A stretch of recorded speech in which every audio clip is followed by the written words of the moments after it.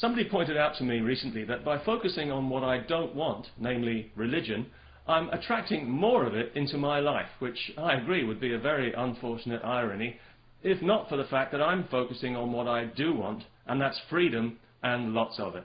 You see, I make these videos not because I despise religion as humanity's way of poking itself in the eye with a sharp stick for no reason, although obviously I do, but because I want to live in a free world full of free people who can say whatever they want to say and who can be whoever they want to be 1000% of the time, and where nobody is allowed to shut them up because their crackpot religious beliefs have been offended. I don't care at all about theology, unless it threatens that freedom, and then I care about it the way I care about rabies or typhoid. So you could say that I'm not so much anti-religion as pro-freedom. Indeed, if religion was pro-freedom, I wouldn't have such a problem with it. But then if religion was pro-freedom, it wouldn't exist. Because religion feeds on a broken spirit, and that's why it tries to break your spirit the moment you come into contact with it. Submit, obey, do not question.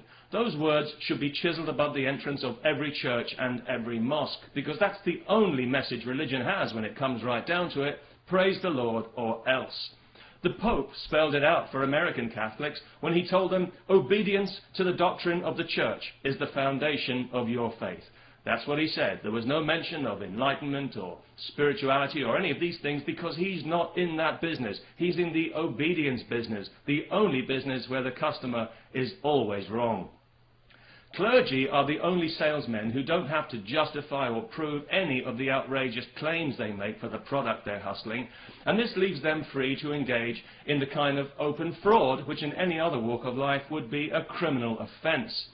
For the level of investment they demand from us, I believe we're entitled to expect actual enlightenment and wisdom in return. Instead, what do we get? We get dogma, crude coercion, and endless empty pieties about the love of a God who clearly loves us the way a violent husband loves the woman sitting next to him with two black eyes. If we step out of line, we pay in the most brutal way. And it's this crass violence at the heart of religion which I believe makes it truly evil, and also furnishes proof, as if proof were needed, that this is an entirely man-made phenomenon with nothing divine about it. Otherwise, it wouldn't be so damn ugly. The God of the desert is transparently a false God. He's a puppet who speaks with the voice of ignorant men who are afraid of knowledge and afraid of freedom, and who therefore need desperately to control the thoughts of others for their own miserable survival. They need us to believe that we're less than we are, and to diminish ourselves in our own minds, to feel small, helpless, in need of salvation. So what do they tell us? They tell us that strength and virtue lie in submission. Yes, of course they do. With our faces in the dust, we are invincible. Isn't that right? And of course, we will live forever, either in eternal bliss or in eternal torment, but that's entirely up to us. Eternal bliss requires that you wear a straitjacket of blind faith, not permanently, just from now until you die, whereas living a joyful, humane, compassionate, but godless life will get you horribly tortured for all eternity.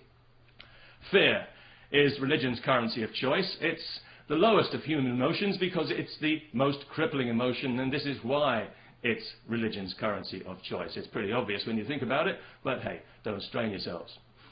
But actually, it's religion that has everything to fear because it depends on maintaining the illusion, maintaining the spell, and hoping that nobody manages to burst its artificial bubble of faith. And this is exactly why it wages such determined war on our basic freedoms of thought and speech. But it's losing this war because every day more and more of us are waking up to the damage that this nonsense is doing to our world. We can see our societies being twisted out of shape, being injected with false values that pander to bigotry and superstition, and we realized that this God of the desert has outstayed his welcome and become a liability, and quite frankly, he needs us a lot more than we need him, because we've moved on from the desert, and we've discovered a few things about the world and the universe and our place in it, and we're no longer afraid of the thunder and lightning. Our world is no longer populated by demons and hobgoblins, and we no longer need to be led around by the nose for the benefit of clergy.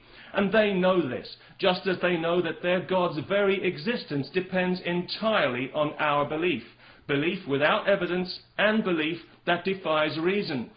And when that belief disappears, as one day it certainly will, this ridiculous God will disappear with it, instantly and forever. He won't be able to vent his wrath or visit retribution on anyone, because he won't exist. He'll evaporate quicker than common sense in a creation museum, and his vast army of controlling, parasitical clergy will find themselves briefly cartoon-like in mid-air before dropping like fleas into a bucket. That's what I'm looking forward to, and that's what I'm focused on, and it's why I make these videos, because I think we're better than this, and I know we've got the power to withdraw our belief and our consent and put a stop to this nonsense. All we need is the courage. Peace and freedom. Let's not forget the freedom.